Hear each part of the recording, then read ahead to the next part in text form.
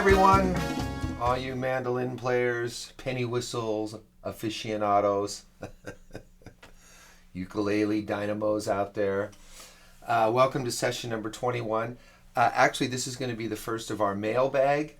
I've got some nice emails from folks around the globe that have a few questions. So it's fun. I thought we'd spend this session just answering a few questions that some folks had. So the first one I have here is from Raul. That's spelled R-A-U-L. I don't know where Raul's from, but I love to know where people are from, so when you email me, make sure I know. Here it says, thanks, Mr. Fred. Read your book on arranging, but I'm a novice arranger. I don't know how to write for a three-horn section. I actually play trombone in a three-horn. We play covers, and no one wants to write the charts, so the job falls on me. Your book helped a lot, but I have many questions for you. Excuse my English. How do I voice chords with extensions for three horns? What notes should be left out? How do I make the section sound bigger than it is? Thanks for your time and patience, Raul. That's a good question. So what do you do with three horns when it's an 11th chord or a 13th chord or a 9th chord? What notes do you leave out? So let's look at this. Let's do a melody note. Like if the melody note was a 9, okay, and then we would have B flat and E. Those would be the three notes that we'd want to use on that C9 chord, okay? And the bass is playing the root down here, okay? Let's say we had a C9 and let's add a plus 11 to it, okay? So that would be our C9. Here's our keyboard.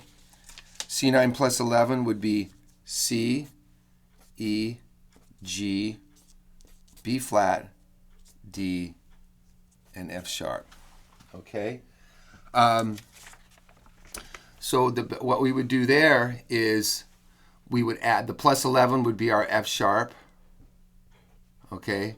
Then we would have our B flat and our third. Okay? Those are the three notes that now that's kind of an open voicing, and I don't know how good really that's going to sound for a small group. I like to stick with closer voicings. They get really spread out like that. The intonation's a little more difficult. So what you could do is I would do this. I would just add the 9th. I would go 7, 9, 11. Now a lot of this depends on how this falls. You know, if we have a series of notes, you know, let's say we have a series of notes. It's B flat, C, D, and E. Okay, those are a lot of it's going to depend on voice leading. So B flat, here we have, okay, and there's our third, 5. Here's our 9. So a lot of it depends on voice leading. Here we would go up to here. I'd use a passing right here, like 5, 1. This is an F chord. Here's our 9 again. I would just go right up the scale on this one. But that's primarily what you want to do. It works really great when you have, let's say this all tied over into a whole note, and the chord was C7 plus 9. And that was your third.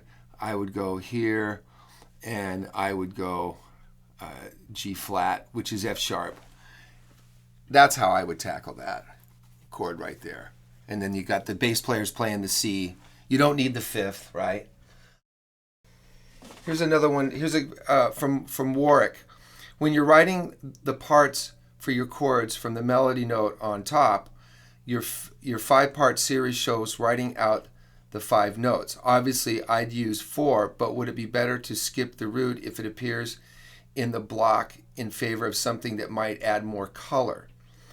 Okay, like you say, the bass is going to be playing the root anyway, probably. Thanks, Warwick.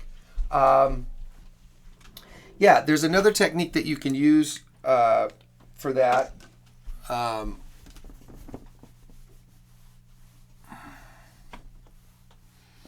that is when you're writing your voicing, especially for 5-part, let's change chords. Let's go to an F major, 7th. Okay, oh, the A timer. When you're getting into 5-part, okay, and there's, let's say the melody is E, okay, and we have a C, A, F, okay. Let's say we don't want to use this F. So what we do is we instead of the root, we do a 9, okay. So you could do that, okay, and then you could there's a technique you could use. You can use 9 for 1, 9 for 1.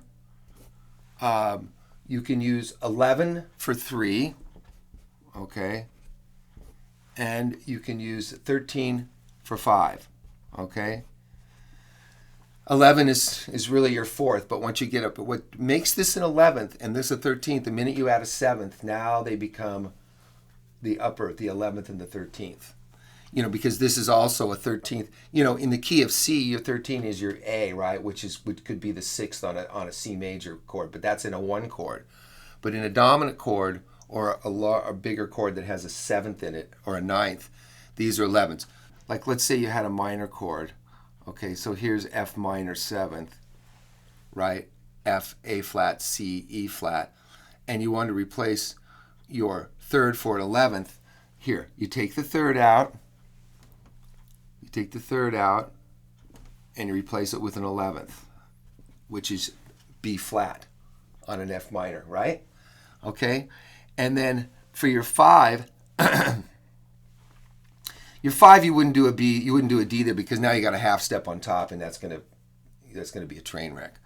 But you get the idea. Let me see. If you had another voicing, let's say we had D7 plus 11 or something, and let's say we A, okay, D, okay, and the plus 11 would be a G sharp. So let's say we take the 3 out right there, and we go to here. That's what we can do, and then we can move this one up from being the tonic. Now he's playing the 9th. Getting my hands all messed up. Now he's playing the 9th. But this is a good rule of thumb. 9 for 1. You could change out the 9 for your root. 11 for 3. 13 for 5. And that's how you could accomplish that task. That's the mailbag, the very first mailbag for the series. Shoot me an email. I love hearing from everybody. And don't forget, subscribe to if you don't already have the Jazz and Rock and Roll Horns, the free ebook. Shoot me an email and I'll get that to you. Here it is, fred@fredstickleymusic.com.